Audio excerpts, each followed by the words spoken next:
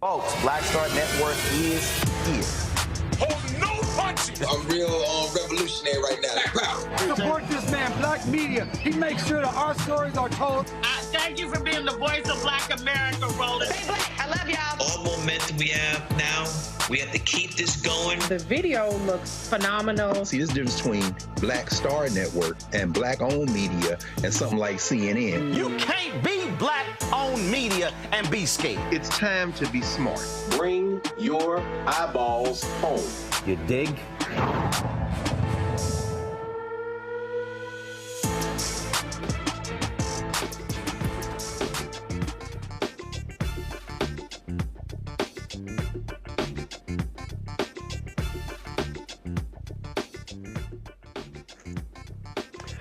Hey folks, today is Wednesday, November 20th, 2024. Coming up on Roland Martin Unfiltered, streaming live on the Black Star Network. I'm live here in Atlanta. Republicans in Tennessee are going after Tennessee State University about their finances. You have folks who are blaming former President Dr. Glenda Glover. Well, she joins us right here to share her perspective about what's happening at that HBCU in Nashville. Ooh, man, Congress got a little heat today. Congresswomen Summer Lee and Jasmine Crockett went off on MAGA Republicans over the issue of diversity, equity, and inclusion. We have all of it for you. Also, members of the House Ethics Committee, they don't want to release a report on Matt Gaetz. Interesting. You got allegations of him sleeping with two underage girls. That's called statutory rape. But Republicans don't want to release the report. I wonder why. Also, Louisiana Appeals Court will allow the state's 10 Commandments law to proceed, meaning the 10 Commandments will be displayed in all of the classrooms. And also, a national monument for Tulsa's Black Wall Street gets closer to reality. Folks, let's talk about that and more right here. It's time to bring the funk on Roland Martin Unfiltered on the Black Star Network. Let's go. Whatever the miss, he's on it. Whatever it is, he's got the scoop, the fact, the find. And when it breaks, he's right on time and it's rolling. Best believe he's knowing. Putting it down from sports to news to politics. With entertainment just for kicks, he's rolling. It's on go, roll, y'all. It's Roland Martin, rolling with Roland now. He's funky, he's fresh, he's real, the best, you know he's Roland Martin now.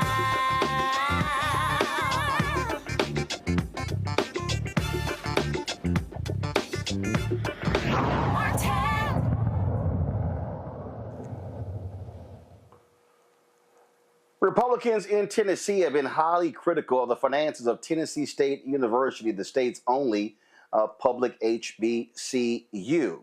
The state has given the university some $43 million for operations this year in order to make payroll and prop up the university. Now, 114 people have been laid off at the institution. And remember, they also replaced the Board of Trustees last year. We were there in Nashville discussing that. The interim president, Dr. Ronald Johnson, he says the fault lies with former president, Dr. Glenda Glover. He says that repeated poor decisions and the lack of checks and balances are why the university is financially strapped. Well, Dr. Glenda Glover reached out to us and she said, I would love to come on the show to discuss this. And so she joins us right now on Roland Martin Unfiltered. Dr. Glover, glad to have you here. So first of all, let's walk through. You retired as president from the university. I've had some alumni, folks have been on my social media saying, oh, why is she taking $800,000 as a consultant for the university? So first, can you explain that? Thank you, and good evening, and thank you for having me on the show tonight. Yes, I can explain that. I mean, just this whole notion of $800,000 is so ridiculous. I have a retirement agreement, a buyout agreement. It represents the value of the remainder of the years on my contract. I was in year one of a 5-year contract. And so I was asked to to identify donors, to continue to work with the university and raising money. As you know, we built an endowment from 46 million to over 100 million. We're the envy of many HBCUs with our endowment. But set that aside. When the legislators carefully constructed an arrangement with me, when legislators, some met with me in person and some sent others to meet with me to speed up the retirement process. In fact, to ask me to retire. So I said I would do it on my own terms, at my own time. And so I did honor their request and retire. And so, but now you don't get to come to me now and say, we want your retirement agreement now to be voided. That's just not a fair process, because it happens in academia all the time. When a president leaves early, they get an exit package, they get a retirement package, they get a buyout package. It's not only just in academia, it's in other areas. Coaches and others get buyout packages. And so that's no different from that. There's no $800,000 arrangement I have to consult with TSU, but that's just ridiculous. All right. So you have a buyout, and that is being paid to you over what period of time? It's set up to be over a 4-year period. There are different arrangements being made over a 4-year period. And are you required to do additional things as a result of that buyout? I am. Now, I suggested the 4-year period so that it wouldn't be such a strain on the university's treasury. And so, and for that, I would continue to identify new donors, continue to build the endowment, to bring it. I'm going to the East Coast after Thanksgiving to meet with some individuals about some money for TSU. And so it's those kinds of things that, that's what my skill set is. And they did not want that to go to waste upon my retirement. In fact, that was suggested to me by one of the legislators. And so that's why it was such a shock when they were acting like they didn't know anything about it, because they were the very ones who came to me and said, you've been here a long time, you should consider retirement. And they suggested some things to put into the retirement package. So this hypocrisy is just unreal. Okay, so let's talk about where the university is right now. You have your interim president who's saying all of these financial issues with Tennessee State are your fault and your previous administration and the previous board. You have state legislators who are also blaming you. You got columnists with the Nashville Tennessean who are saying this is, one of them even said that by you being on the board of a for-profit prison is also part of this problem. And so let's talk about this here. Where the university is right now, what is the reason for the university's financial problems, in your estimation? Well, let me start by saying this. The state will not get the chance. They don't have the chance to cause a problem and then criticize us for having to go through the problem. So again, it's almost like a friend who you have loaned money to, and that person comes by, that friend owes you money, and that person comes back and makes fun of you because you're broke. So they can't cause a problem and then come back and criticize us because we're in a problem that they created. Now, having said that, they say, yes, they owe us money. Yes, there's a $2.1 billion underfunding letter that's been written to the governor. But let's put that aside. There's a $544 million underfunded amount that the state has admitted that's the amount that TSU has been underfunded by. That's not a number that's made up. That came from their internal processes, their own analytics, their own budget analysts who put that number together and said, here's what we have, $544 million. When you compare it to the other land grant institution, the equitable funding model that they developed shows that we owe Tennessee State University $544 million, and that's the underfunding amount. But having said that, I'm not even going to discuss that as that, because that's not what's in our budget. What's in our budget is how we operate from semester to semester is through students paying their tuition and fees. That's where it comes from. Students pay tuition and fees. That's probably 75% of our budget. I think another 23% comes from the state. But you can see our bread and butter, recruiting students, students paying their money, they come to school and they go to TSU. But there are two things that I want to bring out. How do we get here? Number one, everybody's talking about reserves, and everybody's talking about that. When you talk about a school, only at the Capitol have they found something called reserves they want to talk about. What's really, when you want to make a decision to go to school, it's about what programs you have, what's your endowment. And by the way, TSU has a health endowment of over $100 million in endowment. We're one of a handful of schools. So no school is broke that has an endowment of over $100 million. We do have a cash flow problem that have to be addressed. And I have to say that. But here's what has happened. Number one, how do we start? The Tennessee Higher Education Commission, THEC, has a process whereby they have schools to give students, to put scholarships on the student's account, the HOPE scholarships, the lottery scholarships that are state funded, not the ones that the schools offer. These are ones that are offered by the state. And there are a lot of students from a lot of the universities getting these scholarships. Well, rather than all of those students going to the Higher Education Commission, THEC, asking them for the scholarship money, that process, it's worked out so that each school will advance the money to the students. Again, totally separate from the $2.1 billion, totally separate from the $544 million. They would advance this money to the students. TSU did from our operating funds. And then THEC, Tennessee Higher Education Commission, would then reimburse TSU at some point. Well, after we had done this reimbursement and waiting for us to get after we had done this advancement, waiting for our reimbursement, they informed us they're not going to reimburse us. We said, what do you mean? This came from our operations. And they said, well, we're not going to reimburse you because you got some audit findings from TSAC. We want you to get those cleared first. Now, there was almost an impossibility to get those cleared first because we had students who needed transcripts that had not been, the final transcript was not there. There were a lot of things that couldn't be done overnight. So we thought that was very, very critical. So we just sent them letters, literally begging them to pay us the money. That's number one. Another thing that happened, that went through our operating account.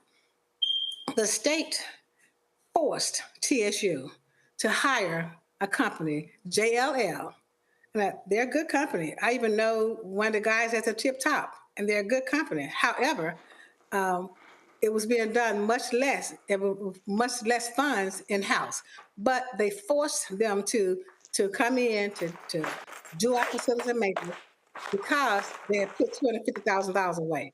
But the catch is, it couldn't come out of $250,000 they gave us. It had to, it was $1 million. I'm sorry, $250 million. It couldn't come out of that. It had to come out of our operations. So that's a tune of $1.2 million per month that they forced us to pay. I mean, I hope you're listening. I hope the audience hears that. $1.2 million per month. And what is so startling about this is that they would not allow TSU to have an RFP process. There was no bid process. We couldn't do due diligence on it. You take it or leave it. Those were the words given to us on the phone. And I was not the only one on the phone that day. That either you take JLL or we don't have a deal. And so we took them to manage the property and do things at TSU. And that's a big price tag, $1.2 million a month. And so that hurt last semester. Now this semester is a different story. This semester, we don't have funds because the students are not there. We don't have funds this fall semester. It has nothing to do with our reserves, because that's for emergencies. We wanted those funds to help some operations, yes. But this fall, we're down by 1,900 students. Now that equates almost about $20 million. You can't operate a school asking the state to bail you out because we don't have the students paying their fees. We don't have students here to pay. And so I don't understand why the state won't put that narrative out front and say enrollment is down, therefore the revenue is down. So I'm reading this article here, and it said that in fiscal 2023, the university logged $45.9 million in institutional aid, which includes tuition discounts, a massive increase from $8.6 million the year before. Other students found themselves without a scholarship once federal funds ran out. Then this is from highereddive.com. It said enrollment faltered because of broken promises. First-year student enrollment at around 3,500 in fiscal year 2022, roughly half the next year, and hit 880 students by 2024. So what was happening? So what was going on there with these tuition discounts? So what is the reason to go from? How do you go from 3,500 first-year students in 2022 to 880 in 2024? How does that happen? Okay, let's go back. The allegation is that we used the one-time funds. I think that's what I heard you say. Those were COVID dollars. When they had, when COVID was there, they had the HERF dollars, and sometimes referred to, it's a federal stimulus package that was given to HBCU, but to all universities, especially, and there's a special package for HBCUs. That was in 2020, and some in 2021. Those students have already graduated. We couldn't have made a promise to a student from the COVID funds from 4 years ago to in 2020 when COVID was there. It was March of 2020. By the time they got the legislation together, we had students, and we didn't give scholarships out of that fund. That money was used to pay off student balances. They could come back to school and to help them through the COVID factors, like parents losing their jobs, students losing their jobs, companies shutting down that had promised students money for a school, students not having connectivity, all the COVID woes. That's what that funding was for. So that was 4 years ago. So that couldn't have been what they were talking about. But I think what they may be talking about, because I listened to it too, is that in 2022, we had a huge influx of students because we were coming back from COVID. Parents were calling us saying, listen, they've been here for all this time, a year. We need you all to do something to help us. And it wasn't just Tennessee State. It was around the country when students were going back to school in large numbers. But TSU was chosen for a lot of reasons. One, we have good programs. They know they get a quality education. That's the number one reason you go to the HBCU is to get a quality education. Everything else is gravy. But when the students watched, they saw a lot of things happening. Kamala Harris, it was our vice president, the vice president of the United States, came for our commission as speaker. Our band was nominated for 2 Grammys. They had not received them then. They since received the Grammys. They had performed at the White House on the Rose Bowl parade. So a lot of things were happening. TSU was on a national stage. And we were all having fun with it, just having a good time with it. And we didn't have this crisis because the students came to TSU. Yes, we had a housing problem because there was not enough housing on campus anyway. And then there were students who couldn't afford to live in Nashville off campus because the housing prices are cost prohibitive. So they asked to come back on campus too. So just like other schools in the United States, HBCUs and non-HBCUs, we house students in hotels. Yes, that was expensive, and that did take up some of the money that we had. But we got funding from those students, money from those students that came into TSU. That's not coming in now. So whatever the reason was, 2022 is gone now because that's the time they said you don't have enough students before that. So when these students came, then they got on to having too many students. Remember when the legislator got on TV and said, you have too many students. Why are all these students coming to TSU? You're doing them a disservice by having so many students. So they want to cut the number of students down to make housing the number one factor. So the next year we said, okay, let's keep the temperature down. We'll have 8,000. So we had 8,200 last fall, 8,197. So in this fall, it dropped to we're about 6,300 students. So that's not even typical of a TSU first year class of 800 students. There's what promise was made to these 800 students? Nobody promised them any scholarships because there was no scholarship funding to promise them. So for them to say that these students couldn't return or they couldn't come this first year because they had a scholarship promise that didn't happen, they were in high school at the time, and there was no promise made to these 800 students. So I don't know where that came from. There is a sensation in saying that something that was promised and not given. That's just simply not true. But there may be some things that slipped through the cracks. So you're saying that the main issue here is that by having that drastic of a drop of first year students, and what people have to understand is that HBCUs largely depend upon the financial aid of students. So by having that drop, that's $20 million not coming into the university. Therefore, you're going to have a shortfall. Now, I know earlier you also said let's set aside what they owe, but isn't that part of the problem?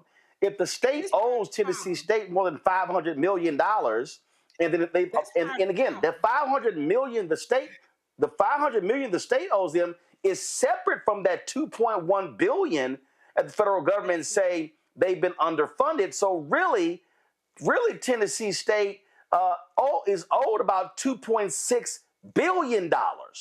Yes, precisely. That is correct. The point I was making is they've always owed us money, and we've managed by semester to semester with the students that come in and register. You have to understand the bread and butter of the higher education is students coming in, paying their tuition and fees, and the students and the university operating from that. Now, aside from that, the university is expecting to receive the funds that's been owed by the state, especially first the $544 million that their own budget analyst said was owed, and it was reviewed by his superiors that is owed. So that's expected. They did put $250 million up front, but then they tied our hands so it couldn't be used.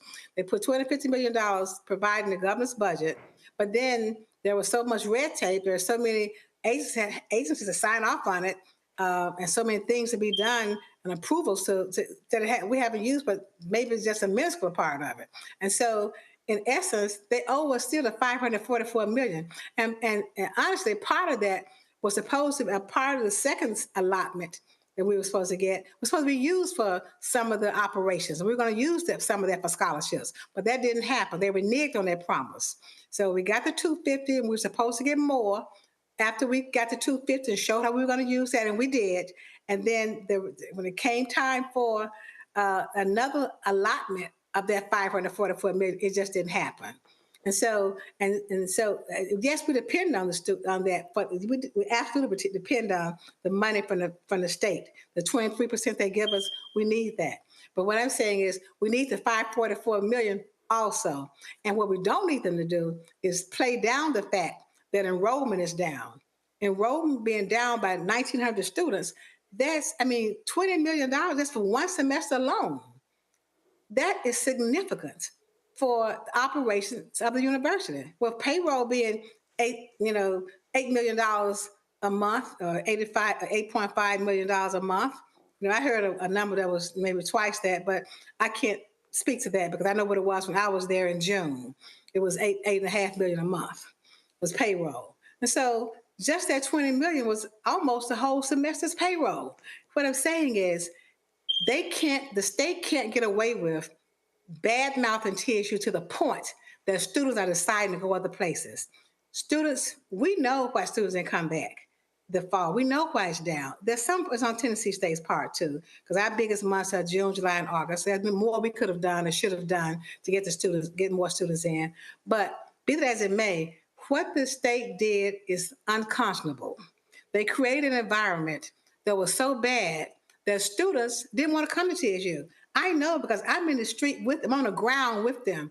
I'm in Memphis recruiting, in Nashville recruiting, up in East Tennessee recruiting. And students are saying, we don't think, they were afraid that we were going to lose our HBCU brand because of all the chaos. We said, we're going to put you in the community college system. Parents will listen to that. Parents, I feel more phone calls from that very moment of saying, why don't we put TSU in the community college system? They thought they would just become a community college. They thought somebody's going to take us over. There was too much uncertainty among so many students that really contributed to our enrollment decline. Now, the state won't admit that because in their minds, that's not the problem. But they're not talking to students. We're talking to students. We're getting answers from students. Students are telling us what is going on in their minds, in their families, in their churches. And they're saying, stay away from Tennessee State until they get it together. They're about to have a state takeover. Those are the things that parents are saying as to why they're sending students to other places. Well, what do you make of the state controller, Jason Munpower, trying to get Tennessee State to sell its Avon Williams campus downtown Nashville? He's saying it could net the university some $40 to $50 million. Some are saying, oh, this is these Republicans trying to get their hands on valuable HBCU land. I just shook my head. I have to let him work it out with the current president. You know, I just won't give my opinion. They just have to work through that one themselves. Do you accept any blame for what's going on here? Was there anything that could have been done differently, that should have been done differently? You said that y'all could have done a better job when it came to recruiting students. Is there anything that should have been done differently under your watch the last 3 to 4 years at Tennessee State? Well, we were fine in 3 to 4 years. We've been fine for the last, I was there for 11 and a half years. And initially, I could do no wrong. They labeled all degrees. They talked about me. They loved Glenda Glover. It wasn't until Glenda Glover challenged that system of discrimination against Tennessee State University. That's when it all started. When I looked him dead in the eye and said, when you say challenge the system, do you mean saying send us that $500 million? Yes. At that time, we didn't know how much it was. But we know it was something. We had done some preliminary numbers ourselves, and we had come up with different sets of numbers. But it was enough to present to them to get legislators together, 1 or 2 legislators together, and I won't call their names tonight, and go with me to the governor to meet with the then governor, who was really surprised. And I believe he was honest, and he said he was surprised, didn't know that we were not being funded, we were not being matched, our funding. And that was the first thing we had to do, was bring to their attention. Presidents have to be courageous enough to tell the truth, you know, because there's so much that they're saying that's just so not true, because the truth doesn't care whose mouth it comes out of. So I said, there'll be some casualties. Some presidents will be casualties. I'm one, but I don't take that back. You know, they're saying to me, you know, at some point, we just got to stop blaming the state. I said, what do you mean? The state has blamed itself. They did the study. I didn't. That said, we owe you $544 million. The state is the one that said, go into your reserve funds and operate for a moment, because we're not going to pay you the money we owe you. It's the state that said, pay this firm $1.2 million per month, not per year, per month, to run this $250 million that we're giving you. And you have a choice in it. You either do it or you're not getting any more money to do another project we had. So that kind of cruelty and this kind of hypocrisy that has to be addressed. And so now that I'm not president, I can address it. You know, I got my First Amendment rights back. And so that's where we are with this. Last question for you. Is it insulting to hear the interim president and others say that you mismanage resources when you are a certified public accountant? They are laying it out as if you had no clue how to manage money. You know, I know the interim president. I've known him for a number of years. He and I have been friends. I spoke at his inauguration when he became president of Clark, Atlanta. So I won't say anything ugly about the interim president. I know him. I know his wife.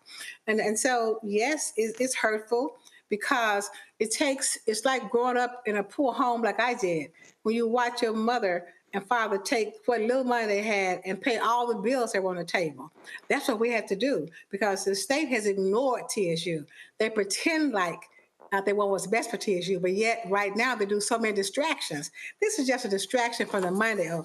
They don't care about this agreement I have, my retirement agreement.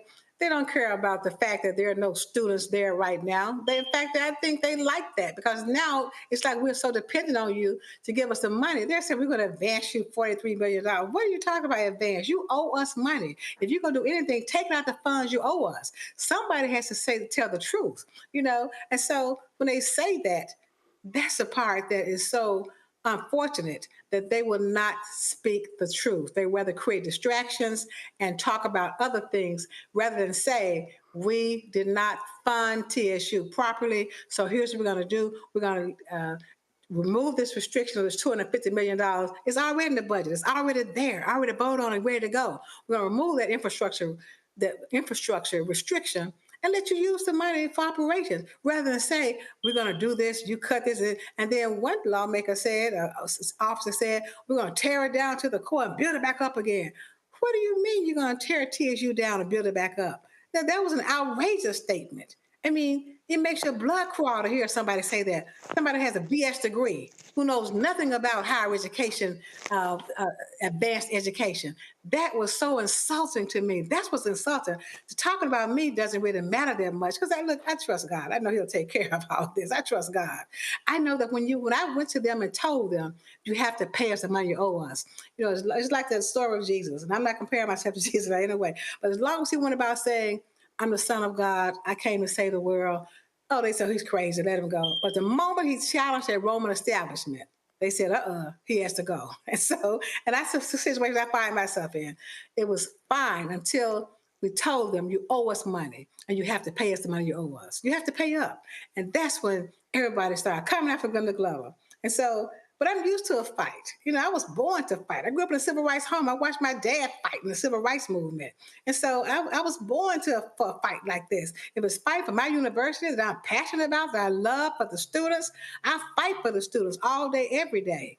And so that's what I say. I'm happy to be a part of the TSU family. I'm happy to be a TSU alum so that I can join in that fight to get the money that they owe TSU, to get rid of this doggone distraction that they're talking about, just so they can keep TSU and have a way to say that they're not doing this. No, we don't have funds this semester, but it's not because of what I did.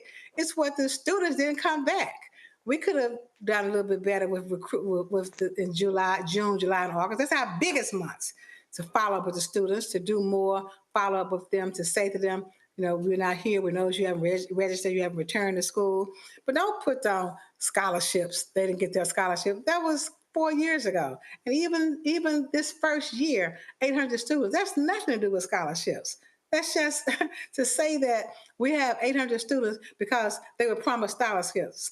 How many were promised scholarships? Who? Give me their names so we can look it up and see. That's just simply not true. That's a red herring. That's a distraction.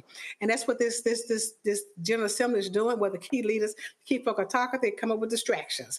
And they love having me as a distraction. And but I can clear up my distraction because I got an agreement. I have an agreement that says you have 4 years left on your contract. So if you want me out of there, they were giving me the suggestions on how to do it. That's what's so hypocritical about it. But that's okay. I'm just happy to be here so we could talk through it. And you can see that, and by the way, we did leave, all the money was not spent. Somebody said all the money was spent. That was close to $9 or $10 million left in the reserve fund. And that I'm sure about. And so that's what I'm saying. There are so many mistruths and non-truths that come out. But that's how it is when they're fighting a battle and trying to win a case that is just, well, there is no case. So look, before we hang up, all right. Let me say hello to my good friend and the best attorney I've ever come in contact with, A. Scott Bolden. I'm happy always to share a show with him, a moment with him, because he is by far the best that you can encounter, that one could encounter. Oh, Lord, I don't even know if our television is wide enough to fit his head into the screen now. Dr. Glover, we certainly appreciate it. Thanks a lot. Thank you. Thank you so much. Goodbye. All right.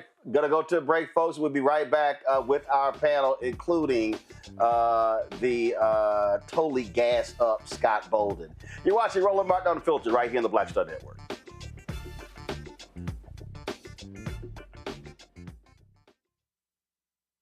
Hi, I'm Isaac Hayes III, founder and CEO of Fanbase. Fanbase is a free-to-download, free-to-use, next-generation social media platform that allows anyone to have followers and subscribers on the same page. Fanbase was built through investment dollars from equity crowdfunding from the Jobs Act. People just like you help build Fanbase, and we're looking for more people to help build Fanbase. We are currently raising $17 million in a Regulation A crowdfund on Start Engine. We've already crossed $2.1 million, but we're looking to raise more capital from people just like you that deserve the opportunity to invest in early stage startups without having to be accredited investors. So right now, I'd like you to go to startengine.com/fanbase and invest.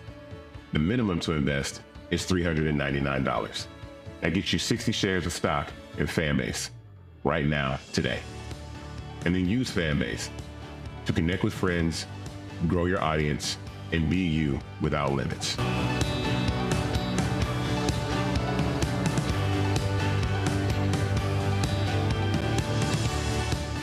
I'm Dr. Jackie Hood Martin, and I have a question for you. Ever feel as if your life is teetering and the weight and pressure of the world is consistently on your shoulders? Well, let me tell you, living a balanced life isn't easy. Join me each Tuesday on Black Star Network for a Balanced Life with Dr. Jackie. We'll laugh together, cry together, pull ourselves together, and cheer each other on. So join me for new shows each Tuesday on Black Star Network, A Balanced Life with Dr. Jackie.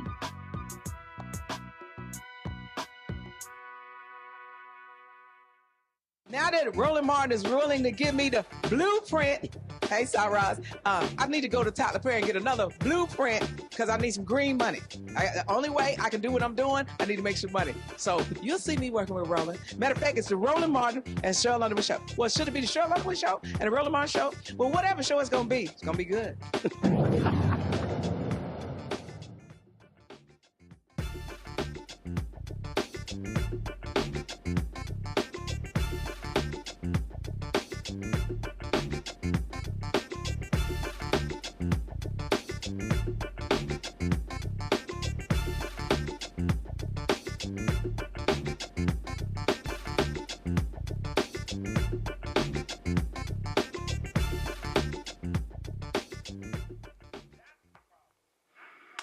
All right, folks, welcome back to Roland Martin Unfiltered. Let's get it going with our panel. All right, joining us right now, Gavin Reynolds, contributor with The Root, former speechwriter to Vice President Kamala Harris, joining us from New Haven, Connecticut. Daniel Blackman, former Biden appointee, founder of Renaissance 94 out of Atlanta, and also A. Scott Bolden. He is, of course, attorney. Former head of the National Bar Association, PAC, and of course, as Dr. Glover said, attorney for Dr. Glover. So let me just go ahead. I'll start with you, Scott. See, here's the thing that's you misquoted her. She said outstanding. Say it again. She said outstanding attorney, one of the best that's ever done it. That just don't misquote her, okay? Are you still a client? Are you done, Roland? Yeah, I'm done. All right, let's get right to it. Here's the thing that is, I've seen this in so many other places. I've seen these people, Republicans, and also some Democrats, complain about HBCUs, complain about all sorts of things. The state owes them $2.6 billion.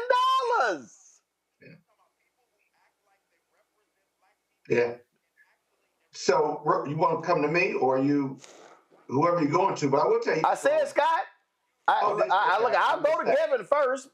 No. Listen, this is pure politics. Republican legislature, you see what they did over the last 3 or 4 years with their black state legislators. That didn't work. But, TSU is a land grant university and college, which means the federal government gives them money, and every other land grant institution like UDC and a couple of black colleges in Maryland. In fact, there's been ongoing litigation. They may have settled it now. There was ongoing litigation for this very issue of how the federal government and state governments historically have underfunded these land grant institutions and then complain that they're mismanaged or they're underfunded or they've got accounting issues or there's scrutiny on what they've done with their money.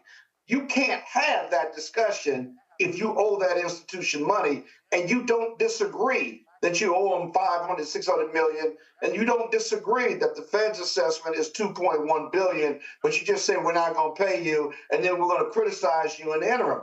It is the height of hypocrisy and the depth of arrogance. And so Dr. Glover just laid it out. The other thing she did not say is, she's got certified, signed, executed contracts. There are 2 contracts, right? They paid her on part of her first contract, which was the buyout. The Board of Trustees approved this. Their general counsel approved this. And these are representatives, some were representatives of the Republican administration and the governor's office who makes appointments to that board. They paid part of it already, so they can't get out of the first contract. And the second contract is a 4-year contract where she's actually performing. She's working. It's not like it's not like a buyout. She's a special advisor to the president. Everybody signed off on it. So her job is to raise money and to be an ambassador for the TSU, which she's been doing. They've paid her 3 or 4 months on that contract. She's not an at-will employee. She's a contract employee, unless they want to breach the contract, because right now they're currently in breach of the contract. I sent them a letter yesterday demanding or reminding them they're in breach of the contract and to cure it, because their financial woes is in one bucket, but my client's got two contracts in the other that they've been performing on. So it's hard to get around it. And for public officials to say, terminate that contract, well, if it goes to litigation, they're going to be the first witnesses that get called in discovery because they're trying to interfere with that contract simply because they want to scapegoat her. Not going to happen under our collective watch. And thank you for covering this so long with her this afternoon, rather. See, Gavin, this is the thing that I need a lot of our people to understand. They got to understand the games that are being played here. So you withhold money from Tennessee State, you send money to University of Tennessee, you fund their operations. When they have a housing issue, you help them acquire hotels. And so then you say, well, y'all having problems over here. Why is it that the governor and the Republicans in the legislature, how is it that they easily found money to build a new stadium for the Tennessee Titans in Nashville, but they can't find the money for Tennessee State? Well, see, episodes like these just remind us of the prioritization or the deprioritization that states have on Black progress. And we've seen this throughout history, obviously. This is not happening in a vacuum, either in this moment in time, just at TSU. It's happening at other universities. We talked about how public land-grant HBCUs have been underfunded $2 billion over the past 30 years, but it's also been happening over time, and it's not just in terms of universities, right? States have looked for so many ways, and it's the present-day Republican supermajorities who have always been the ones to do whatever they can to stifle Black progress. We saw this during Reconstruction, when Black folks were making tremendous progress towards self-governing.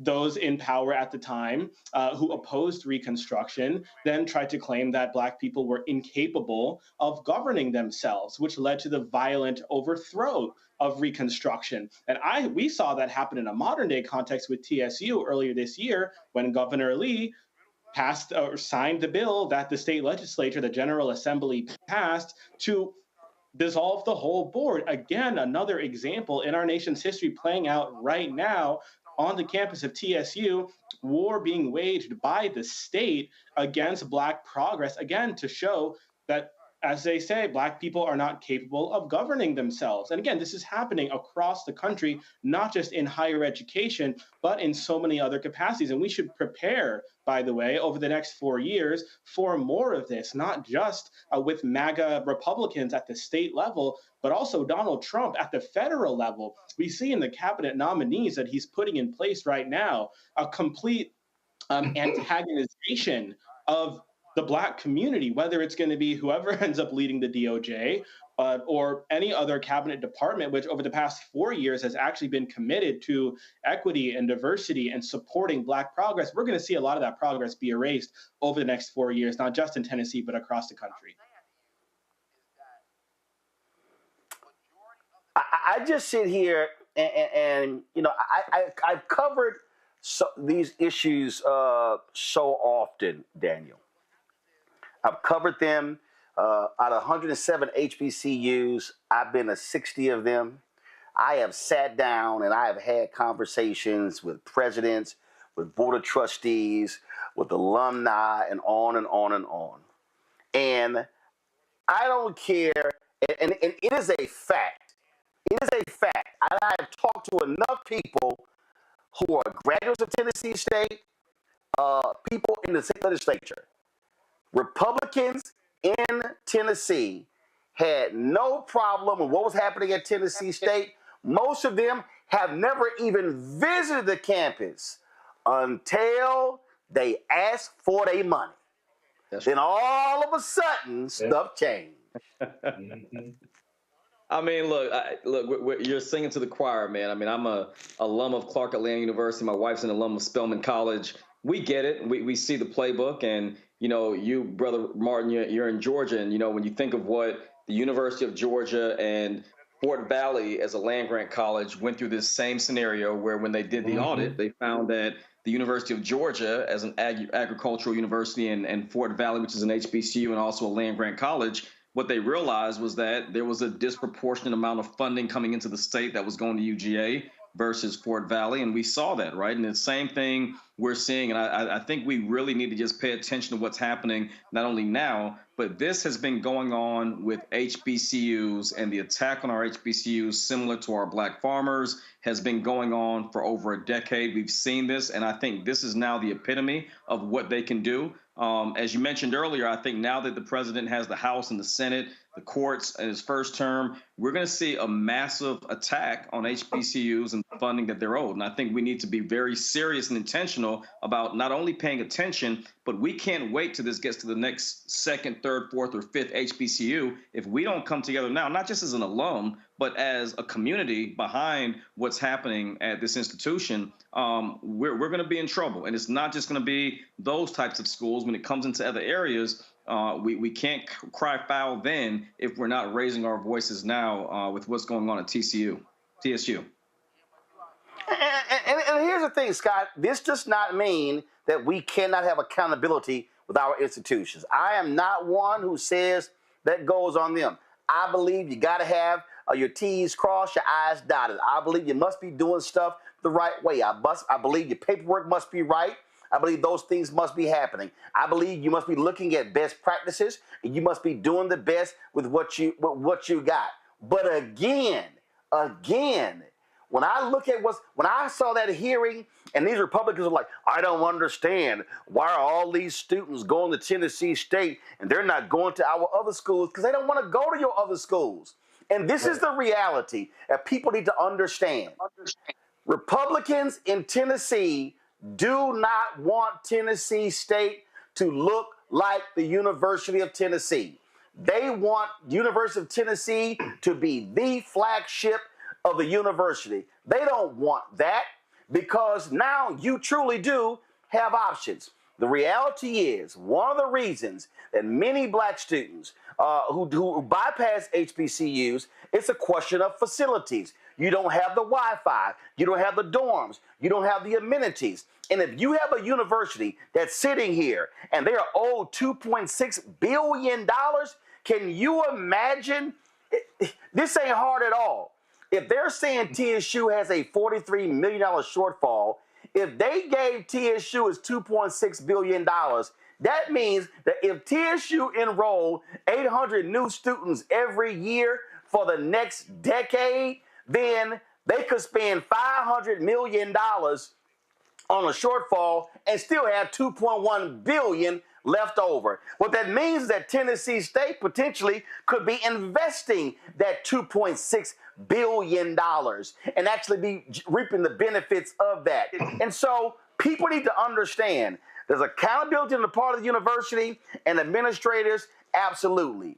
But we should never let these lawmakers off the hook that have cheated Tennessee State, Fort Valley State, Florida A&M, Texas Southern University, all of these public HBCUs out of federal taxpayer dollars that boosted predominantly white institutions. It's a simple calculation. It don't get any simpler than that. And, you know, you drop the mic on that and then you look at the Republican decision makers and then you say, well, why won't you pay them? And whether they got excuses or not, it doesn't really matter.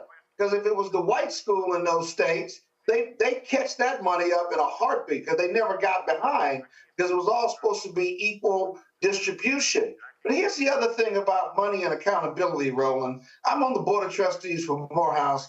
I chair the governance committee. deal with these issues all the time, even as a private institution that gets federal help. The number one reason students cannot go to historical Black colleges isn't just the facilities, but we don't have enough money to give them scholarships at a level high enough that we can compete with white institutions of academic learning. They have more money and better facilities. So then you say accountability. Okay, but if I'm underfunded, right, there is a direct relationship between capabilities and competence and ability to be accountable and money. If I got the money, I can hire talented people and keep me accountable on the books and so forth and so on. If I can't afford to pay people, I'm paying them less. And those who are the ones who are more the best, they're going to go somewhere else and get paid more money. So then I have to hire who I can hire, right?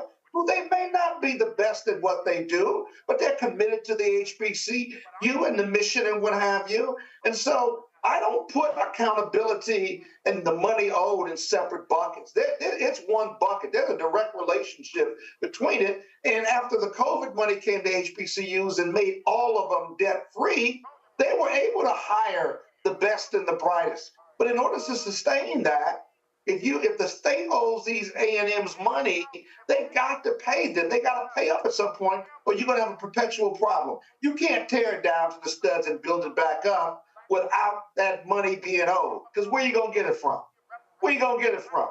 It only got to come from the state, and you owe the money. So you're going to have to pay up, period.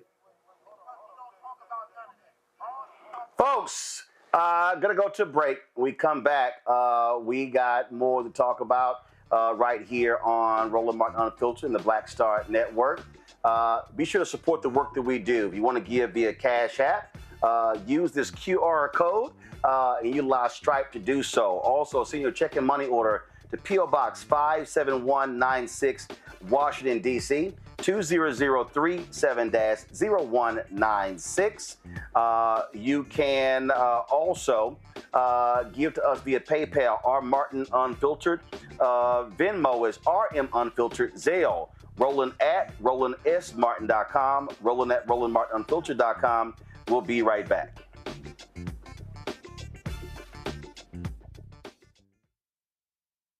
Hatred on the streets, a horrific scene, a white nationalist rally that descended into deadly violence. White people are losing their damn minds. As an angry pro-Trump mob storms the U.S. Capitol, we've seen shooting. We're about to see the rise of what I call white minority resistance. We have seen white folks in this country who simply cannot tolerate black folks voting. I think what we're seeing is the inevitable result of violent denial. This is part of American history. Every time that people of color have made progress, whether real or symbolic, there has been what Carol Anderson at Emory University calls white rage as a backlash. This is the rise of the Proud Boys and the Boogaloo Boys. America, there's going to be more of this. Here's all the Proud Boys, guys. This country is getting increasingly racist in its behaviors and its attitudes because of the fear of white people. The fear that they're taking our jobs, they're taking our resources, they're taking our women. This is white fear.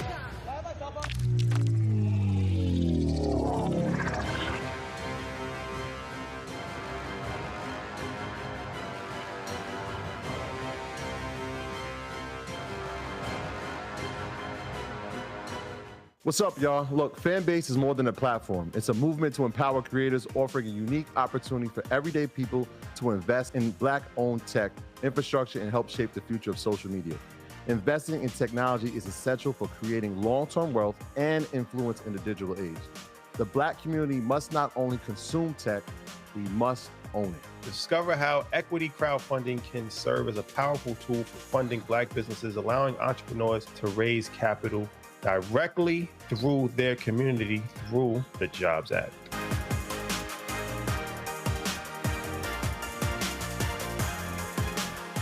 When you talk about blackness and what happens in Black culture, covering these things that matter to us, speaking to our issues and concerns. This is a genuine people-powered movement. There's a lot of stuff that we're not getting. You get it, and you spread the word. We wish to plead our own cause Too long have others spoken for us. We cannot tell our own story if we can't pay for it. This is about covering us. Invest in Black-owned media. Your dollars matter. We don't have to keep asking them to cover our stuff. So please support us in what we do, folks. We want to hit 2,000 people, $50 this month, raise $100,000. We're behind 100,000, so we want to hit that. Y'all money makes this possible. Checks and money orders go to P.O. Box 57196, Washington, D.C. 20037-0196. PayPal is R Martin Unfiltered. Venmo is RM Unfiltered. Zelle is Roland at RolandSMartin.com.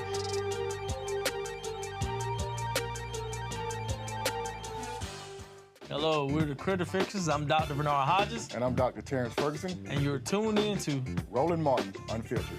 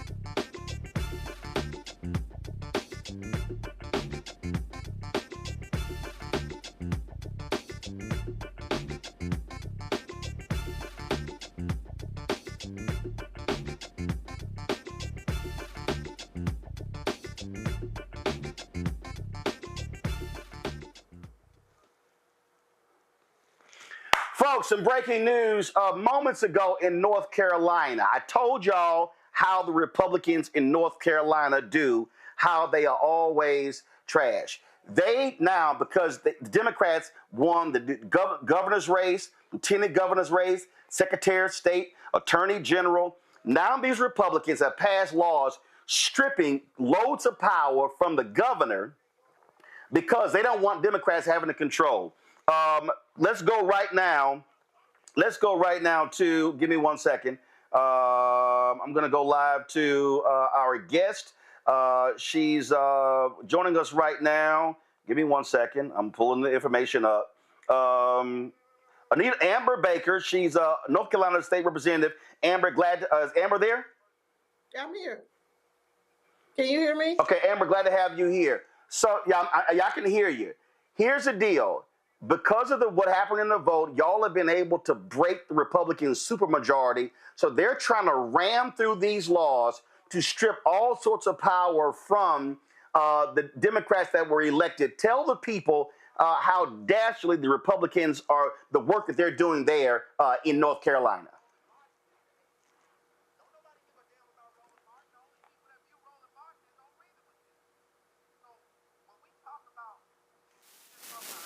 Amber, we lost your sound. We're trying to get it back. So hold on 1 second.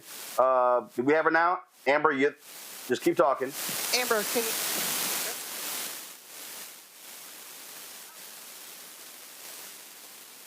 All right, y'all. So y'all let me know when we have Amber. Yeah, now we got you, Amber. Now, are you there? Can you hear me? Yeah, we hear you, Amber. Go right ahead. Okay, so we thought we were just coming in to deal with the governor's veto and perhaps the third round of relief, hurricane relief, but that was not what we dealt with. First of all, they gave us a 118-page bill for the relief bill. Very few of the dollars were directed towards continued relief.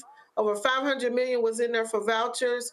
And then there was a whole plethora of bills stripping away the powers for the education department, judges being stripped away, powers being put under the newly elected Republican treasurer. It was just bananas. And I mean, the bill that did the most amount of damage was not even known to the people what the bill really was. So the bill came in as a dental hygiene bill, but then it was turned into a conference report, and a whole bunch of really crazy legislation was added and then sent over to the Senate. So the next step was for the Senate to approve that bill today. It will be going to the governor's office tomorrow. We expect that the governor will veto it. And we're scheduled to come back on December 2nd, which their goal probably will be to try to overturn that veto. What also is important to notice is that we have 4 Democrats that voted with them. And so even though we anticipate a 1-seat majority in the upcoming session, we've got to begin to neutralize those Democrats that will continue to vote with the Republicans on some of this craziness. And see, again, the same thing happened in Wisconsin. Democrat was elected, Tony Evers, Republicans stripped them of power. This is what they do. It's all about retribution. It's all about holding on to power. And this is why I keep trying to explain to people why the Supreme Court races matter. At one point, the Democrats had a majority on the state Supreme Court. And then they could have had a 6-1 majority. Beasley lost. It was 4-3. Then the court flipped. Now Republicans have a 5-2 majority. Allison Riggs is holding on. You've got Anita Earls is going to be up in 2026. 3 Republicans are on the ballot in 2028. And so folk have got to be focused in flipping this Supreme Court from Republican to Democrat that will also stop a lot of the things that Republicans are doing in North Carolina. And they can't be distracted just by what's happening at the federal level. You know, although what Trump is anticipating on doing when he's sworn in January very much mirrors what's happening at the states. And as you said so many times, and others as well, is that we have to be focused on our state races and what's happening in our state legislature, that we can be the gap stop between what Trump is proposing and what actually can happen in our respective states. So the fact that they now right now they still have control of the Senate. We're waiting on a couple of races still to be called. We did break it in the House by 1 vote, but and Allison Riggs is holding on to her seat by just slightly over 100 votes. They're still waiting for a couple of counties to be counted. It is important for people to understand what's happening at the state level. Mo Green, who was the first African-American superintendent of schools, state superintendent of instruction, that's another reason why they are dismantling that. Another $500 million went yesterday to vouchers. If nothing else, they misunderstood the optics of that. And we still have so many more issues, pressing issues that need to be addressed in Western North Carolina. And so the least of those was an additional $500 million to go to vouchers. Well, listen, y'all hands are full. Let me do this here. I know my panel may have some questions. Gavin, you got a question for the state rep? Yeah, Representative, thanks so much for joining us and for what you're doing on the ground in North Carolina. I'm from Georgia myself, and I know the fight that we're up against in the South. So thank you for the fight that you're fighting for us. Can you talk a little bit more about the proposed changes to the appointments to the State Elections Board? I've read, and you kind of alluded to this a minute ago, that there's some proposed changes to put the power of who gets appointed to that board now with the state auditor who will be a Republican, right, in the next session. So can you talk a little bit more about that provision, how it would work? Yeah, so as some of your viewers may know, is that we had the first Black female that was appointed to that position, and we were hopeful that she would have been elected to that position, which would have given us the governor, the lieutenant governor, the secretary of state, and attorney general. But so the way it worked out, it didn't. So now the way that the legislation is written is that all 100 counties, in terms of who gets appointed, will be now under the jurisdiction of the auditor. And so he will control all 100 jurisdictions, voting jurisdictions for our state.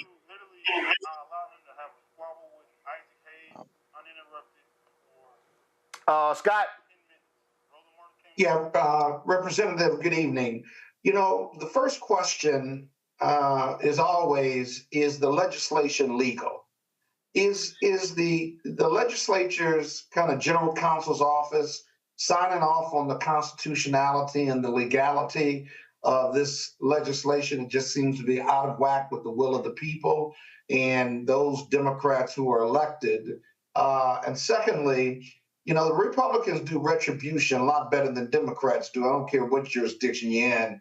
Are you all planning some retribution for these 4 Democrats who have lost their minds and voted with the Republicans? While we have not discussed that directly, I anticipate that that will be some of the discussion that we need to have and for it to be addressed because as you've heard me say on here before, we needed to flip more than one seat because we have consistently had 3 or more Democrats that have historically voted with the Republicans. So this was nothing new, but we had hoped that given the extreme nature of what they were trying to do, that they would have voted with their party and indeed with us as a caucus. In terms of the legality of it, right now they don't care. They have the Supreme Court, so they are prepared to take whatever actions they need to take all the way to the Supreme Court. And again, I will remind the viewers that the Supreme Court house one of the son of the Speaker Pro Tem in the Senate. So the Speaker Pro Tem's son serves on the Supreme Court, and so he has refused to recuse himself on anything that is in conflict, and so that's what we're dealing with. We also know that 2 of the Superior Court judges' positions were in the process of being decommissioned, for lack of a better word, and those vacated. I'm sorry, and those positions will now also come under a Republican-led department.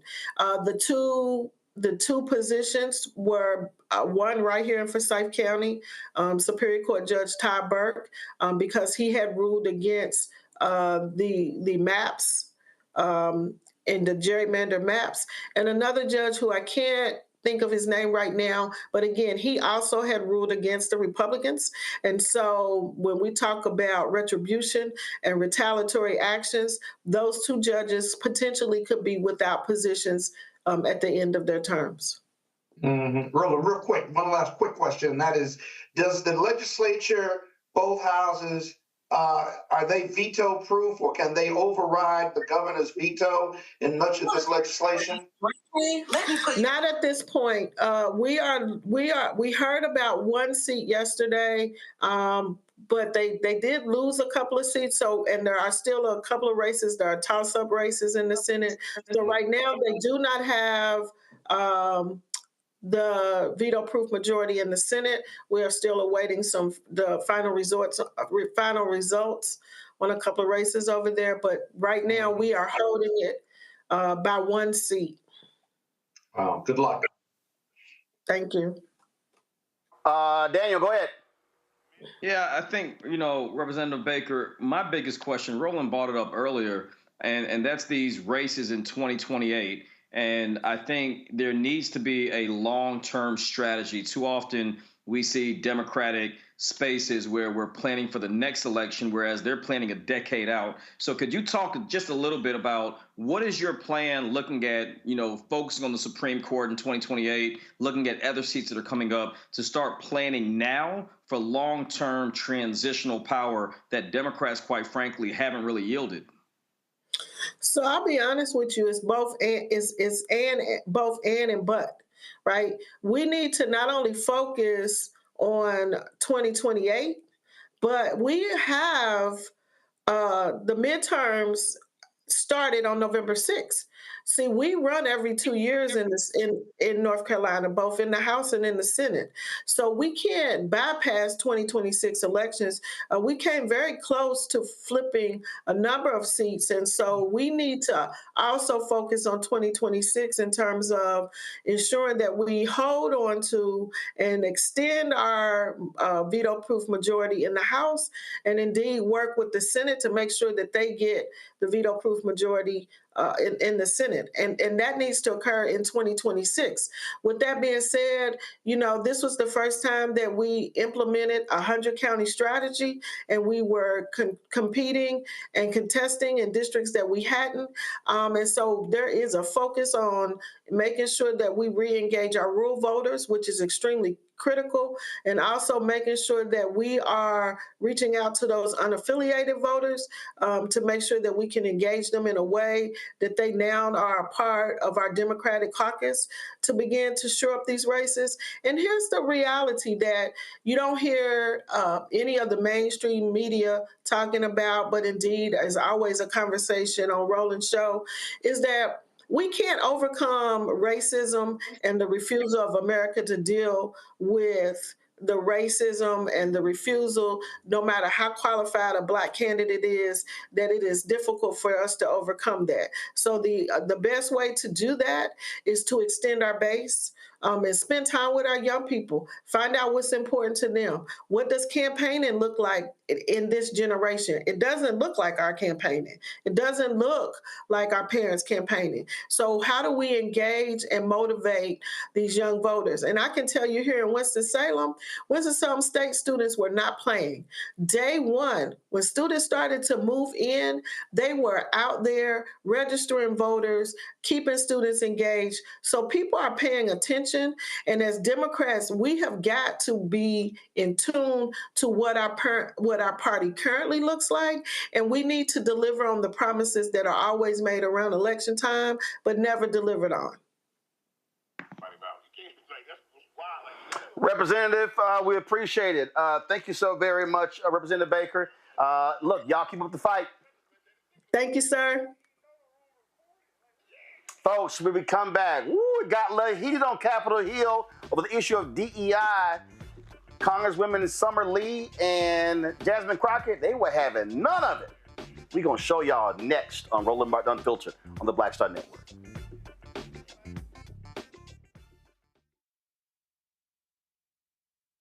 What's up, y'all? Look, Fanbase is more than a platform. It's a movement to empower creators, offering a unique opportunity for everyday people to invest in Black-owned tech, infrastructure, and help shape the future of social media. Investing in technology is essential for creating long-term wealth and influence in the digital age. The Black community must not only consume tech, we must own it. Discover how equity crowdfunding can serve as a powerful tool for funding Black businesses, allowing entrepreneurs to raise capital directly through their community through the Jobs Act.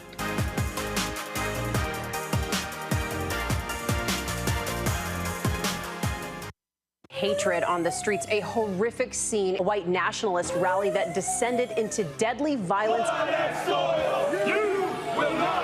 White people are losing their damn minds. As an angry pro-Trump mob storms the U.S. Capitol, we've seen shootings. We're about to see the rise of what I call white minority resistance. We have seen white folks in this country who simply cannot tolerate Black folks voting. I think what we're seeing is the inevitable result of violent denial. This is part of American history. Every time that people of color have made progress, whether real or symbolic, there has been what Carol Anderson at Emory University calls white rage as a backlash. This is the rise of the Proud Boys and the Boogaloo Boys. America, there's going to be more of this. Here's all the Proud Boys, guys. This country is getting increasingly racist in its behaviors and its attitudes because of the fear of white people. The fear that they're taking our jobs, they're taking our resources, they're taking our women. This is white fear.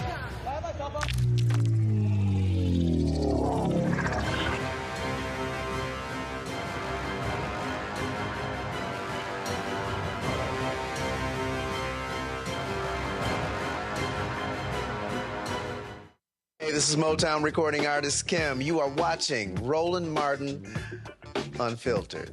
That boy, he always unfiltered though. I ain't never known him to be filtered. Is there another way to experience Roland Martin than to be unfiltered? Of course he's unfiltered. Would you expect anything less? Watch what happens next.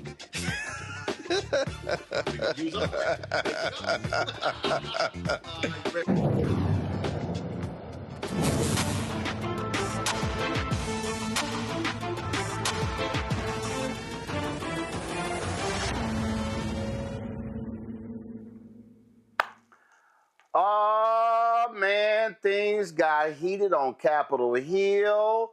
Y'all, they were dealing with the issue of DEI. And let me tell you something. Ooh, two of the black women on this panel were not having any of it. First up, here is Congresswoman Jasmine Crockett of Texas bringing the funk. So many of you know that I practice law, but some of you don't realize that I actually was a business major out of Rhodes College in Memphis, Tennessee. And the emphasis that I got in my business degree was on finance. And as I traveled the country campaigning this election cycle, one of the things that I talked about was this idea that in finance, we always promote this idea of diversity.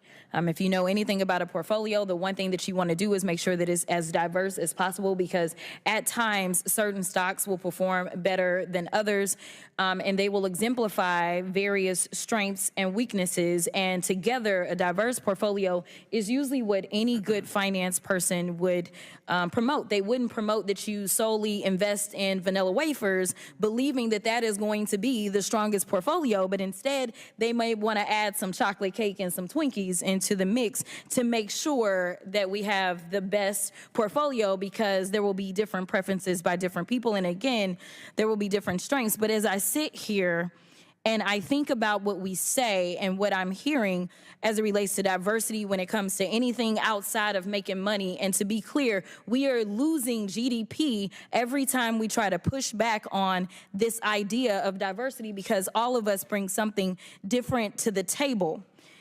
But you consistently said over and over the word oppression, and every time that you said it, it was almost as if I was hearing nails on a chalkboard, because it seems like you don't understand the definition of oppression, and I'd ask you to just refer to Google to help you out.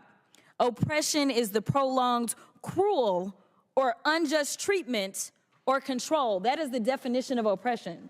And so as I sit here as a black woman who practiced civil rights, let me tell you, the reason that my colleagues wanted to make sure you understood the same black history that your side of the aisle wants to delete out of classrooms is because you can then misuse words like oppression. There has been no oppression for the white man in this country.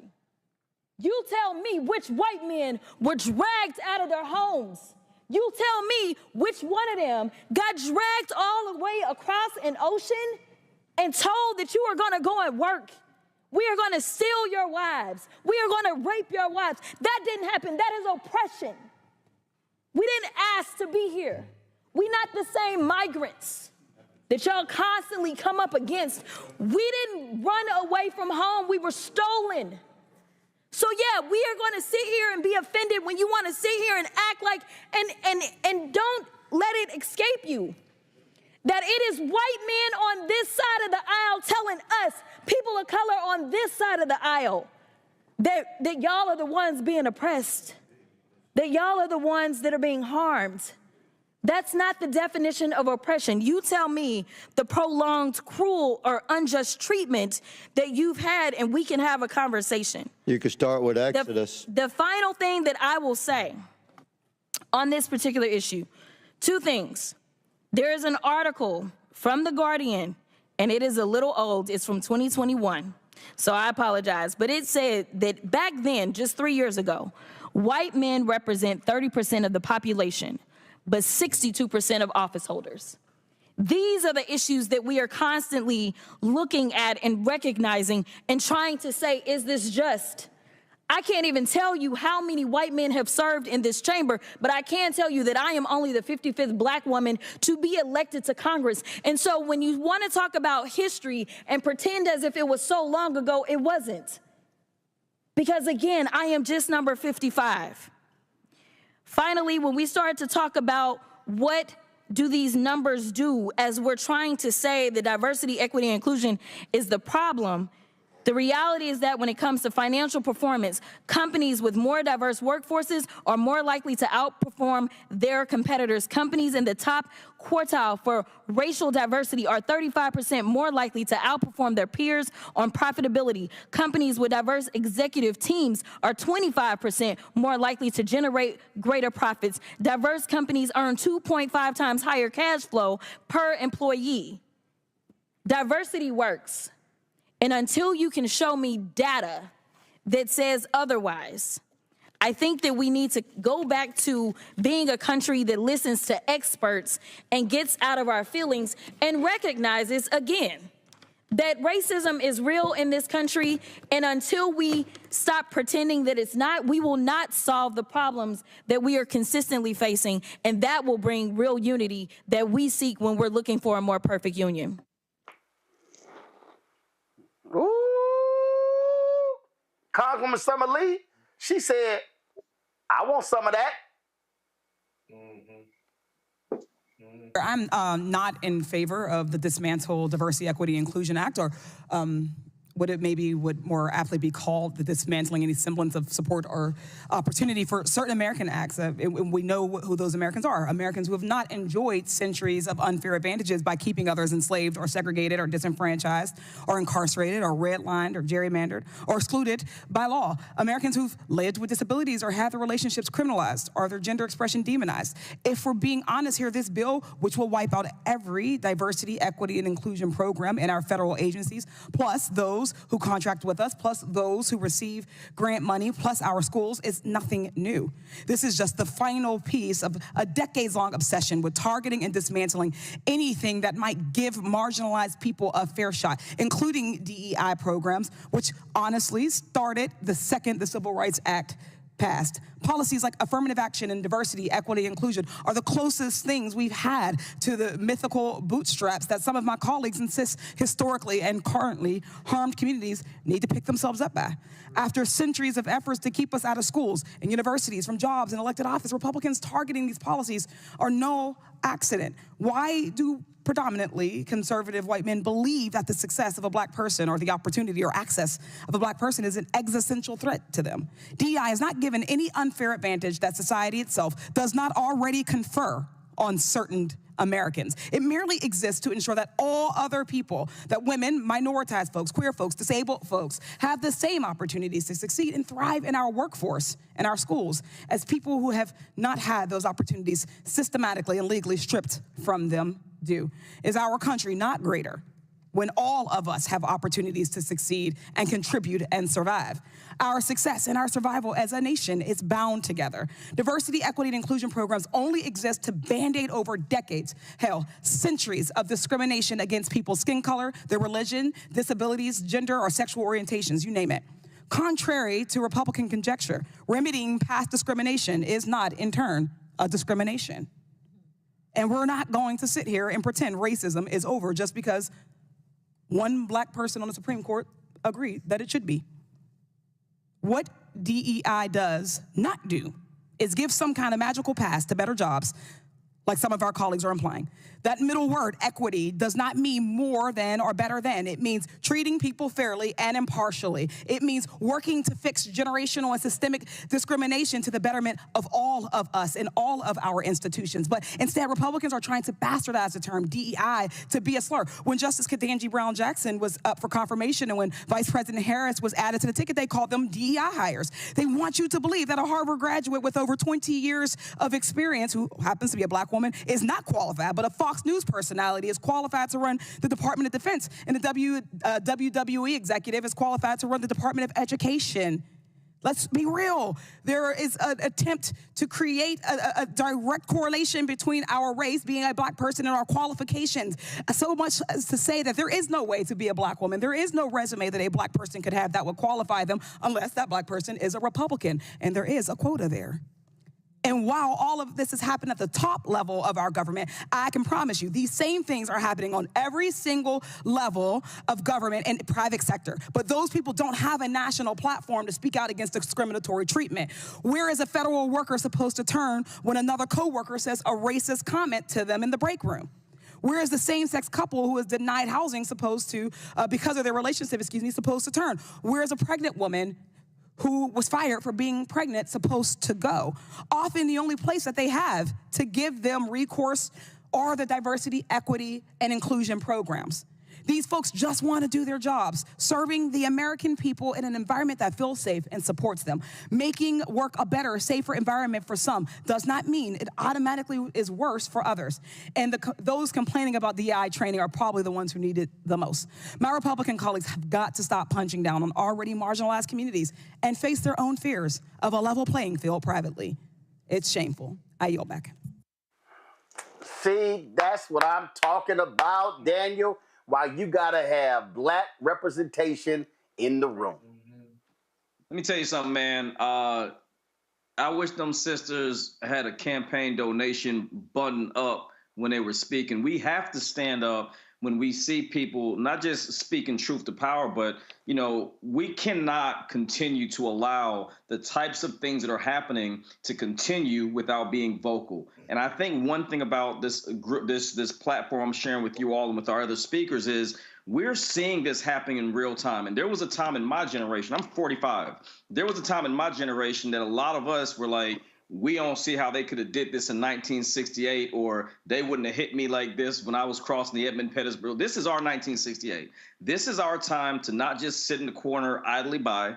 We have too many brilliant minds coming out of Howard and Clark, Atlanta, Morehouse, Spelman, Florida A&M. We can no longer stand idly by while they are doing these under the threat that they're just going to happen. So I actually am not only proud of what those sisters said, I'm not only proud of how they stood there, but I hope they inspired people around them to do the same, because as you heard the second sister, Ms. Summer Lee, when she mentioned about the qualifications, we're acting as if we haven't been disrespected in the sense of being overqualified. Heck, Michelle Obama was the most decorated, educated, degree-having first lady in the history of our country, yet and still there were questions about her qualifications as a first lady. So when we see these things happening to Vice President Harris or to our sister that sits on the Supreme Court, Justice Brown, we have to step up and stop allowing them to dumb it down and accept it as if it's normal. Kevin. Yeah, look, Roland, I mean, the past few weeks have been really hard for a lot of Democrats, including myself. But, you know, hearing these clips, I feel a lot of hope about the future of our party because of young leaders like Congresswoman Lee and Congresswoman Crockett. And if I could speak just about Jasmine Crockett for a minute, no one says it quite like she does. I think she's one of the most effective communicators and messengers that we have in the entire Democratic Party. I'm really excited that a lot of people got to know her and got to see her and hear her during this campaign cycle at the DNC, where I was on the speechwriting team, as you know, Roland, and on this very show. I remember, Roland, on the first day of early voting in Texas, you did an interview with her. And so platforms like these, so important, right, for making sure the American people, including those in our community, know about those leaders who are in these spaces and in these rooms, speaking up about the issues that matter most to our community. I think it's also important to underscore that, you know, Congresswomen Lee, Crockett, and, you know, all those who are in our Congressional Black Caucus, they're not just speaking up about these issues. They're speaking up about the issues that matter most to the American people, whether it's the cost of food, the cost of housing, healthcare access, reproductive freedom. They're on the front lines for so many of these issues that directly impact our communities. And of course, DEI and the attacks that we're seeing are included in that. But our leaders are on the front lines, making sure that our country moves forward on so many issues. And I think with these clips, we're reminded of just how fortunate our community is, and in fact, the American people are, to have representatives, true representatives like Jasmine, Crockett, and Summer Lee, who are standing up for our community and for the people and against these attacks that MAGA Republicans, again, it's their side that's bringing these attacks that are talking about DEI and all of this. They're the ones who are bringing these attacks. And there are going to be a lot of them over the next 4 years. But I'm so grateful and I'm excited that we have representatives like Summer Lee and Jasmine Crockett. And I know Jasmine Crockett ran for DPCC chair earlier this week. That's the Democratic Policy and Communications Committee. She didn't win, but I'm really excited to see how she and Congresswoman Lee continue to lead and to rise within this party. You know, Scott, there are a lot of people, obviously, who are frustrated, they're sad, they are angry, people talking about giving up, all sorts of stuff like that. And I've had people tell me, I mean, I don't understand how you just moved on. I said, well, first of all, I didn't just move on. I said, I know what happened. I said, but what I also realize is there is a tomorrow. And you're looking at two individuals.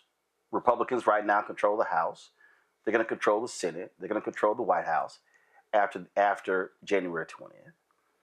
And I just got to remind people that there were days when Oscar DePriest, when Ralph Metcalf, when John Conyers, that's right, when you had black folks who were in Congress, and they had Adam Clayton Powell, and they were dealing with just straight up hardcore violent racist.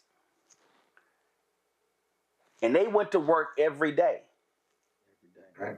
They went to work every day in the face of Jim Crow segregation. And I think what this generation has to understand is it's now your time. Mm-hmm. And you can either give up, be despondent, be sad, go into a state of depression, or you can fight. And for me, I'm not going to do that bullshit Joe and Mika did. Just go to Mar-a-Lago and let's do a reset. Hell no. My studio is 2 blocks from the White House. I have absolutely no intention on going to the White House for the next 4 years after January 20th. I'm not going to normalize this administration. I'm not going to sit here and play footsie with this administration. But I need folk to understand that, damn it, there is still a fight to be had, because there is still a tomorrow that we must focus on. And that's what these two sisters are doing. Yeah. You know, Roland, I talk to juries for a living at least 3 or 4 times a year. And so when I hear the sisters talk, I'm listening not just for cadence, but substance, eloquence, articulation, and discipline, and no emotion, right? And what bothers me most about those 2 presentations aren't the presentations, but how eloquently they laid out the hypocrisy. And what bothers me is that the hypocrisy that is so clear in the both sides of this issue, why it's not resonating with the majority of Americans.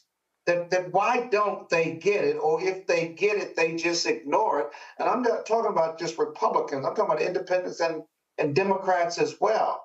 Why 50% of America voted for Donald Trump and are endorsing these appointments that are nothing less than embarrassing.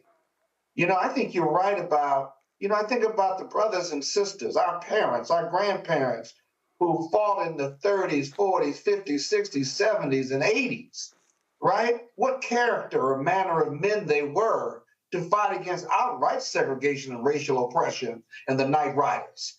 You know, I think about your parents who not only on the picket line, but were registering people to vote for the last 30, 40, 50 years. Or my dad and Reverend Singleton and Joliet, Illinois, who were foot soldiers for Martin Luther King, and in the face desegregating education institutions, hospitals, and the government. Let me tell you something. Those were the real freedom fighters. We seem like we don't want to fight that much, or there's not that much to fight about. But my father on his deathbed said, we've seen Trump before. We've seen him worse. He talked about Governor Wallace and Bull Connor in Philadelphia. He said, you know, y'all crazy about Trump, but let me tell you something. We've been fighting the same stuff for the last 30, 40, 50 years, or 200 years, if you will. So to the young people and to my generation, load up. We got to ride out. You may not like the fight. You may think that we've gotten past that.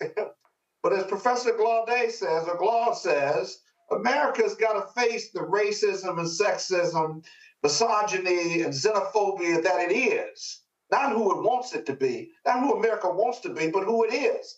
Because this last election showed us who America still is as we try to form this more perfect union. There's a ton more work to do. And we can't do it by ourselves. So you're right. You can be depressed for a day or two, but in the end, you got to get up and get back in the fight, because the fight is real. It's not going away, and it's not going to change. We're not going to win unless it's up to us, unless we do it. And so we all have that responsibility. Yep. Absolutely. All right, folks, hold tight 1 second. Going to a break. We come back.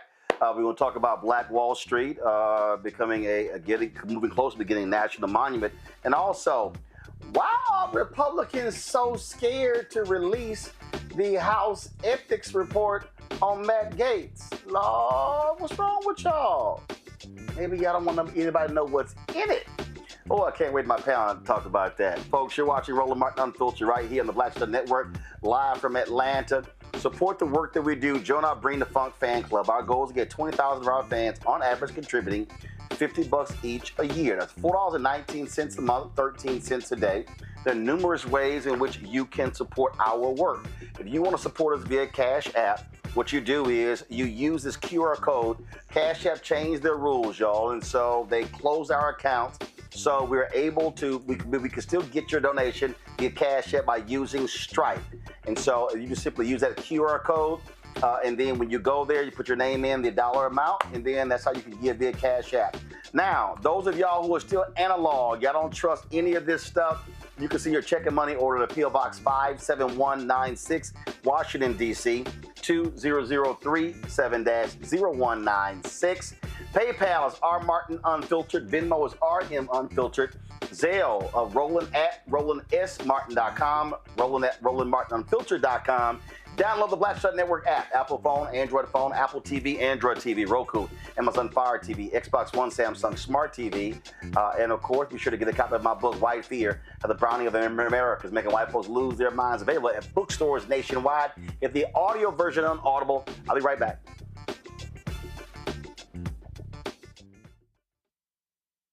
Hi, I'm Isaac Hayes III, founder and CEO of Fanbase. Fanbase is a free-to-download, free-to-use, next-generation social media platform that allows anyone to have followers and subscribers on the same page. Fanbase was built through investment dollars from equity crowdfunding from the Jobs Act. People just like you help build Fanbase, and we're looking for more people to help build Fanbase. We are currently raising $17 million in a Regulation A crowdfund on Start Engine. We've already crossed $2.1 million, but we're looking to raise more capital from people just like you that deserve the opportunity to invest in early-stage startups without having to be accredited investors. So right now, I'd like you to go to startengine.com/fanbase and invest. The minimum to invest is $399. That gets you 60 shares of stock in Fanbase right now, today. And then use Fanbase to connect with friends, grow your audience, and be you without limits.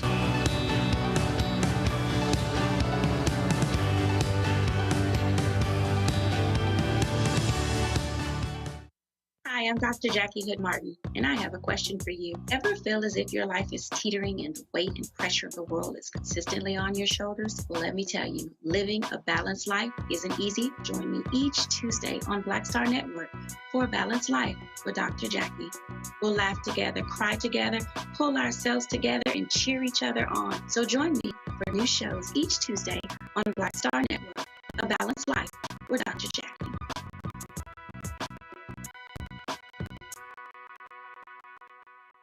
Carl Payne pretending to be Roland Martin. Holla!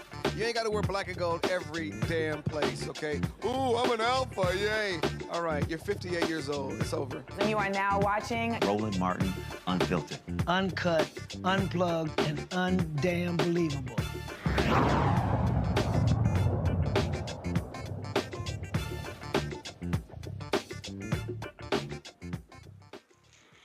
Folks, the Republican-led House Ethics Committee deadlocked on releasing the report on former Congressman Matt Gaetz. Donald Trump, of course, has nominated him to be the Attorney General. Republicans don't want that report released. Speaker Mike Johnson says absolutely not.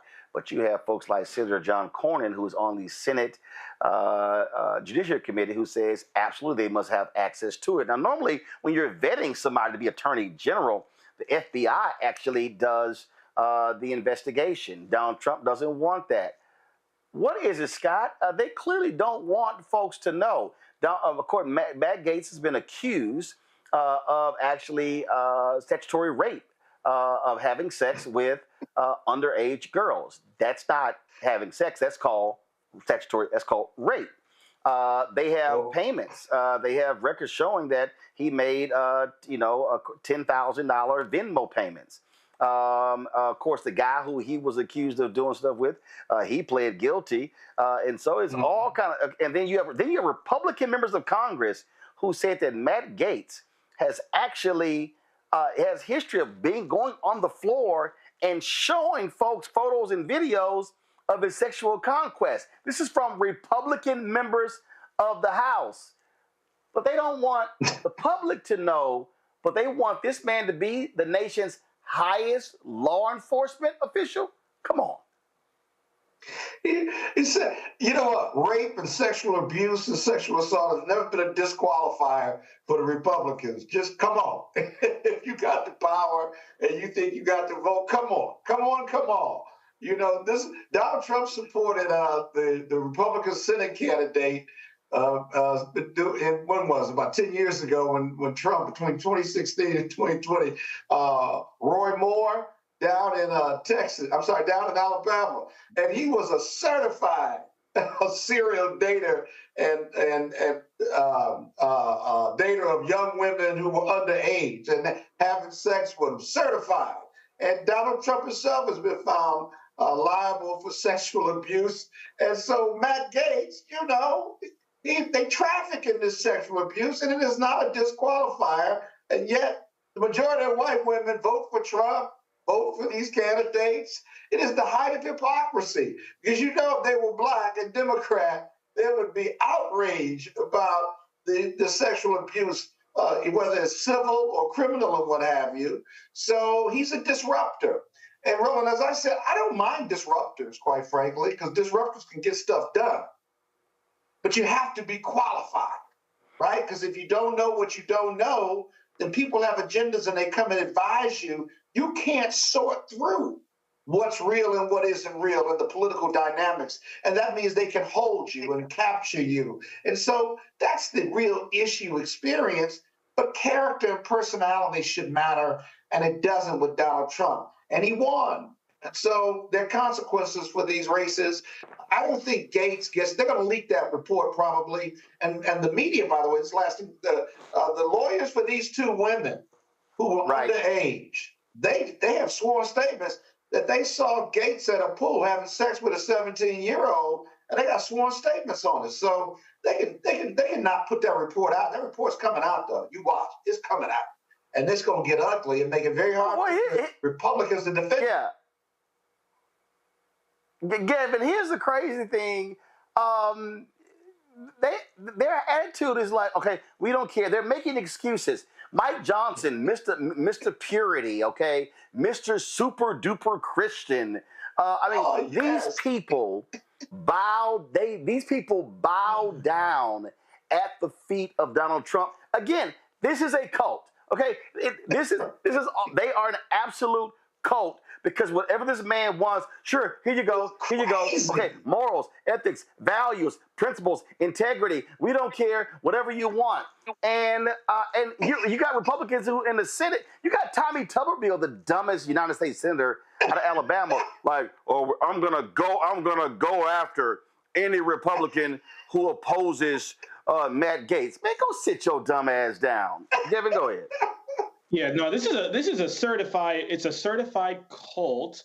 And here's the thing with Donald Trump, right?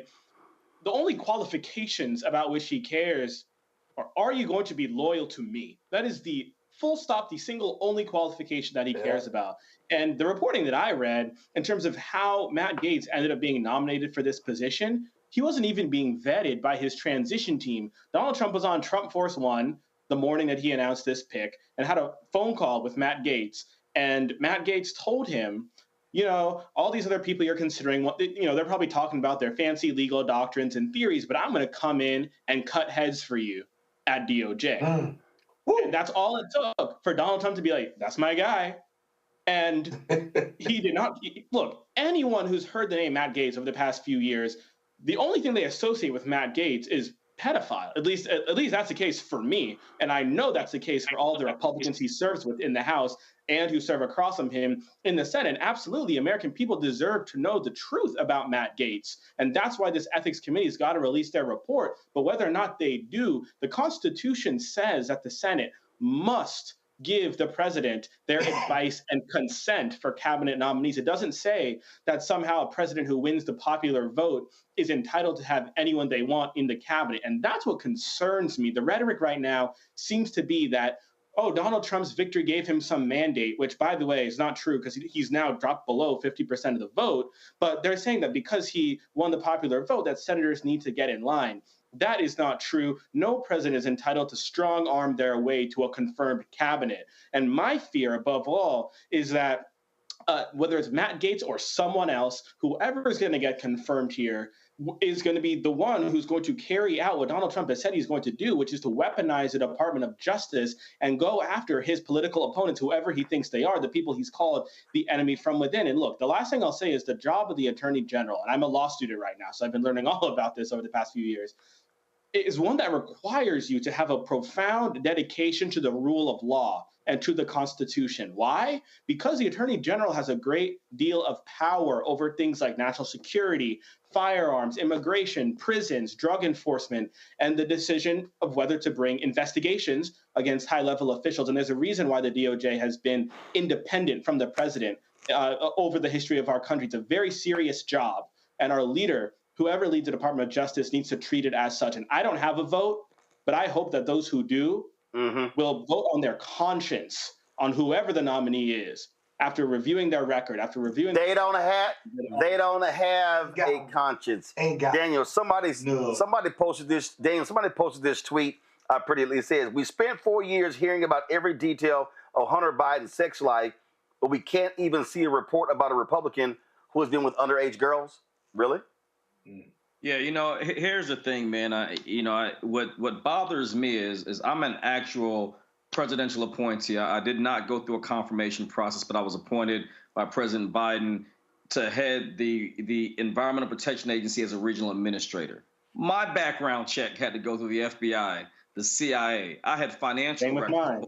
I had people interviewed. I had to go through a top secret clearance process where if I had an outstanding debt, it had to be paid. I had to sign a Biden ethics pledge before I could even get sworn in. I had to sign a pledge that I will follow an ethical mandate outside of the President of the United States and also fully align with the policies that were in place of said administration. So my concern is that, we already know that there was a time where I would say there was a sense of hopeless optimism, but this confirmation process it's the best gift we could have gotten, because what this is going to confirm to us is what we already know. These individuals, I think we're past the level of conscience, past the level of, qualification. We have raised a generation that has normalized foolishness, normalized a lack of integrity, normalized disrespectful behavior, normalized abuse of women. So I think that what this is going to do is it is the last layer of showing what can happen. And the biggest thing, and my dear brother just said it.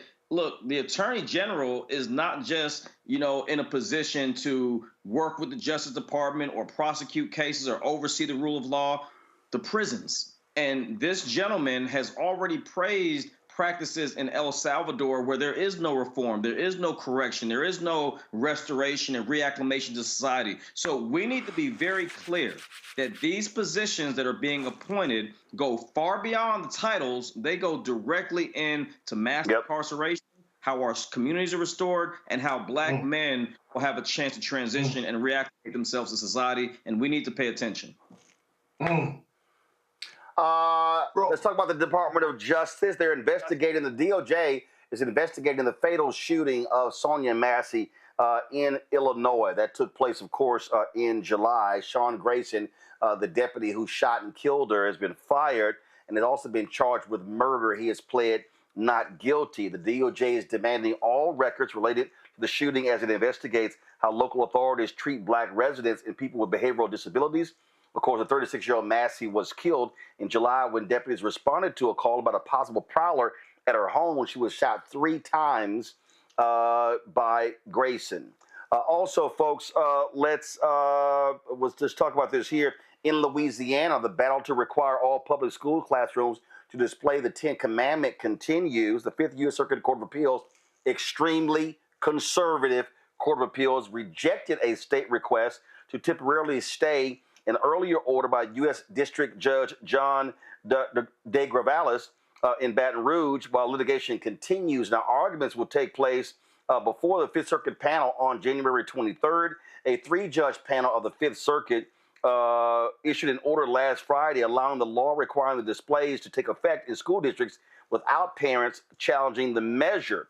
Of course, in June, Governor Jeff Landry, MAGA governor, signed House Bill 71 into law requiring public school classrooms to display, quote, certain historical documents, among them the 10 Commandments, the Mayflower Compact, Declaration of Independence, and the Northwest Ordinance. Yeah, notice he didn't include the Emancipation Proclamation in that.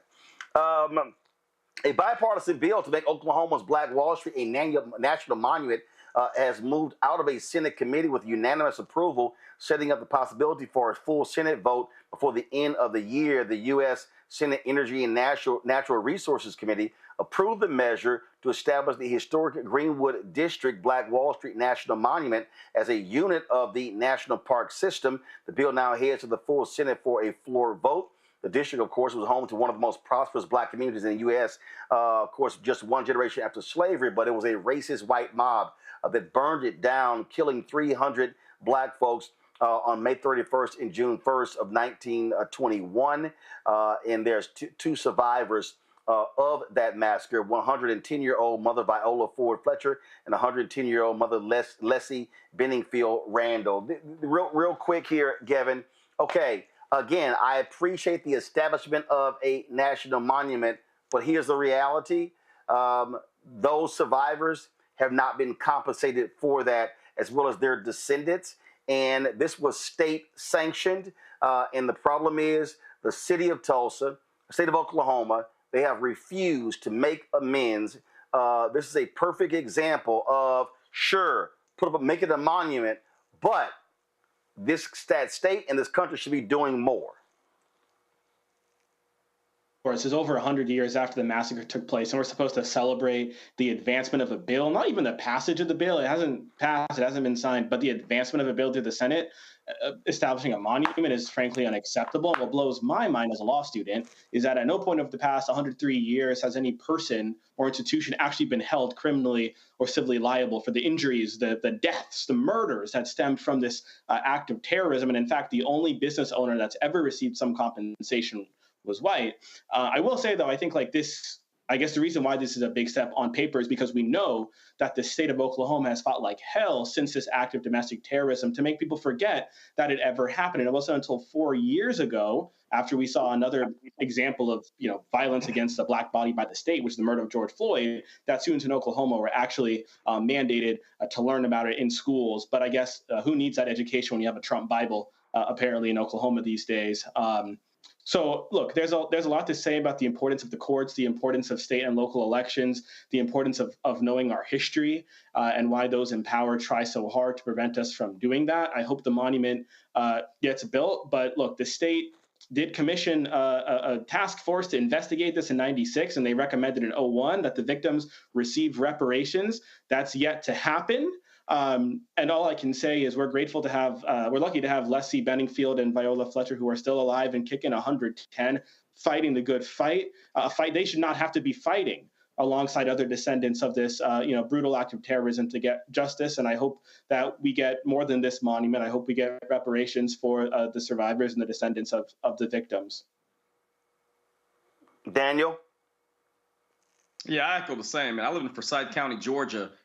Race massacre and expulsion of black folks in 1912, 1987, Hosea Williams, Coretta Scott King, Dick Gregory came up here with 30,000 folks, largest protest and rally against the KKK in the history. Oprah's first show was here. So I get it. But a monument itself, or at least advancing the idea of a monument, doesn't take it away. But I do agree that it is at least symbolic to know that it's being acknowledged. But here's the thing. There needs to be more than acknowledgement. And what I don't want is a decade from now for young men and women that vaguely remember Tulsa to say that this monument was erected as a form of reparation. That is not a form of reparations. It is not reconciliation. I hope those women live to 120. But the reality is they have had to endure, they have had to fight, they've had to live under the shadow of one of the darkest moments in our history when terror was enacted on a black community, and we have not resolved that. The statute won't do it. It will allow us to be able to remember and acknowledge, but there is so much more work to be done, and I hope that we all understand that and support initiatives that go beyond statues and monuments. Scott? Man, y'all talking about Tulsa. When's America going to apologize to the American Negro for slavery and for violence against them and the civil rights movement and the terror from the time we were freed as slaves up until now? They've apologized to Japanese for the internment camps. They've apologized to other groups that were oppressed, but America's just not ready to apologize or give us reparations, not just for Tulsa, but elsewhere. I talk about the melanin in my skin and what it is about the melanin in my skin that makes white America hate me so and hate our communities, but also not want to deal with the race issue or question or racial oppression over 400 years. The courts can give us even money for that, but the apology is the first step. And then second, there's not enough money. Tell me if you agree with this, Roland.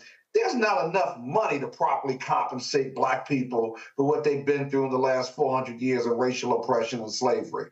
There isn't. What would that number be? It's amazing.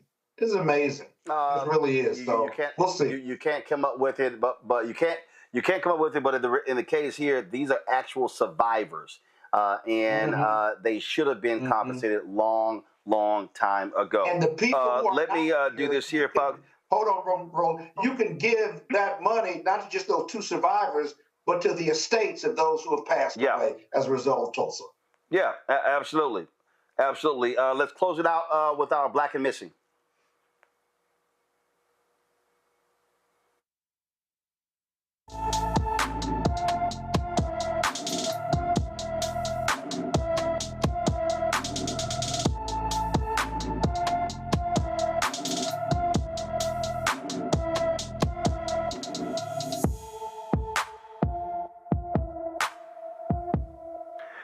Verlana Baker's been missing from her California home since June 21st. The 16-year-old is 5 feet 8 inches tall, weighs 146 pounds, with black hair and brown eyes. Anyone with information about Verlana Baker should call the Orange County, California Sheriff's Office at 714-647-7000, 714-647-7000. All right, Daniel, Gavin, Scott, I certainly appreciate y'all being on today's show. Thank you so very much. Folks, that is it for us. I'm here in Atlanta working on a HBCU project with Coca-Cola, and so we'll be working on this tomorrow. I'll be back in studio on Friday, so I'll see y'all tomorrow right here on the show. Don't forget, again, support the work that we do. Join our Bring the Funk fan club. We don't have millionaires and billionaires cutting us checks. I don't charge a subscription fee because I want people to have access to our content. And so please, you can use Cash App by using this QR code with Stripe, by using Stripe. I told you Cash App closed down all of our accounts because they changed their rules. And so you can use this QR code to pay to donate to us via Cash App. Also, send your check and money order to P.O. Box 57196, Washington, D.C. 20037-0196. PayPal, R Martin Unfiltered. Venmo is RM Unfiltered. Zelle, Roland at RolandSMartin.com, Roland at RolandMartinUnfiltered.com. Also, of course, download the Black Star Network app, Apple phone, Android phone, Apple TV, Android TV, Roku, Amazon Fire TV, Xbox One, Samsung Smart TV. Also, get a copy of my book, White Fear, How the Browning of America is Making White Folks Lose Their Minds, available at bookstores nationwide. You can check us out there as well. All right, folks, that's it. I'll see y'all tomorrow right here on Roland Martin Unfiltered on the Black Star Network. Holla! Black Star Network is here. Oh, no punch! I'm real revolutionary right now. Thank you for being the voice of Black America. All momentum we have now, we have to keep this going. The video looks phenomenal. See, there's a difference between Black Star Network and black-owned media and something like CNN. You can't be black-owned media and be scared. It's time to be smart. Bring your eyeballs home. You dig?